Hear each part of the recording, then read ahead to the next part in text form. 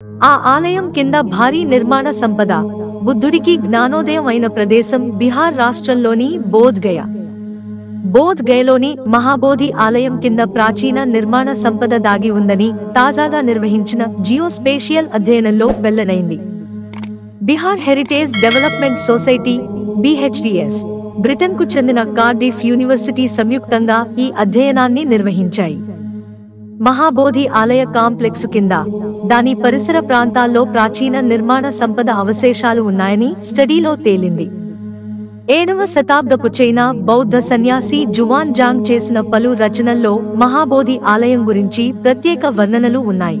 ఆలయానికి ఉత్తరాన, భూగర్భం కింద అనేక నిర్మాణాలు ఉన్నట్లు శాటిలైట్ల చిత్రాల విశ్లేషణలో గుర్తించారు. నిరంజన నదికి తూర్పున ఉన్న మహాబోధి కాంప్లెక్సు కింది భాగంలో స్మారక చిహ్నాలు, పురావస్తు అవశేషాలు, సుజాత స్తూపం ఉండొచ్చని, హర్షవర్ధన రాజుల పాలనా కాలంలో బౌద్ధ గ్రంథాలను పొందేందుకు చైనా నుంచి భారత్కు జువాన్ జాంగ్ వచ్చాడు.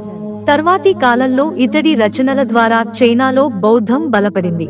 మిత్రులారా, ఛానల్ సబ్స్క్రైబ్ చేసుకోవడం మర్చిపోకండి.